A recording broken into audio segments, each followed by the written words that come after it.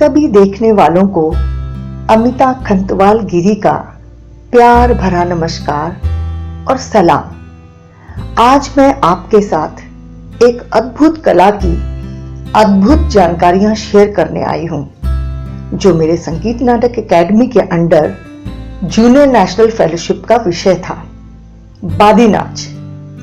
क्योंकि इस कला में रिसर्च को 2 साल का समय लगा, इसीलिए इसे सीरीज में ही दिखा पाऊंगी। तो आइए इस रोमांचक यात्रा में मैं आपको अपने साथ लिए चलती हूं। बादी नाच उत्तराखंड का एक लोकप्रिय एवं पौराणिक पारंपरिक लोक नाट्य है, जिसमें पेड़वार्थ, लांग और कथा, गायन, नृत्य एवं अभिनय का मिश्रण है। शिव स्तुति के विशेष पर्व में उत्तराखंड के विभिन्न धार्मिक स्थलों जैसे बद्रीनाथ, केदारनाथ, तुंगनाथ, मद महेश्वर आदि मंदिरों में बादी नाच का आयोजन होता था। धार्मिक आस्था से जुड़े इस आयोजन का खर्चा पट्टी के कई गांवों के हिस्से आता था। बादी नाच समारोह 3 दिन से लेकर 21 दिन तक चलता था, जो कि बाद में मंदिरों से निकलकर गांव-गांव में होने लगा। उत्तराखंड के घने जंगलों में पहाड़ी गांव के हरियाली भरे सीढ़ीनुमा खेतों में से एक सबसे ऊपर स्थित खेत में एक ऊंचा सा लकड़ी का मंच बनाया जाता था, ताकि पूरा गांव और आसपास के लोग भी इस कार्यक्रम को देख सके। कला की प्रस्तुति लोगों को स्पष्ट रूप से दिख सके, इसीलिए मंच को रोशनी देने के लिए उसके दोनों ओर मशालें जलाई जाती थी।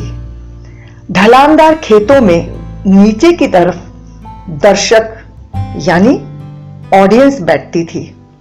बादी नाच की प्रस्तुति में पूरा बादी परिवार कला का प्रदर्शन करता था। मंच के एक किनारे बादी कलाकार साजिंदे बैठते थे, जिसमें वो विभिन्न वाद्य यंत्र जैसे हारमोनियम, सारंगी, तबला, ढोलक, बांसुरी, घुंघरू तथा मश्क बाजा मतलब बैक पाइपर का इस्तेमाल प्रस्तुति में करते थे। मंच के मध्य में वादिनी महिला कलाकार जब देवी देवताओं की स्तुति में भारतीय उपशास्त्रीय संगीत पर आधारित गायन, अभिनय एवं नृत्य करती थी, तब उसकी सुरीली आवाज, संगीत और उसके पैरों में बंधे घुंघरू जब नाचते वक्त खनकते थे, तो सुदूर पहाड़ियों में प्रकृति भी साथ में झूमने लगती थी। बादी नाच में उतरने वाली कुंवारी कन्या को ब्राह्मण द्वारा पूजा पाठ अनुष्ठान के बाद बादी नाच में उतरने के लिए तैयार किया जाता था।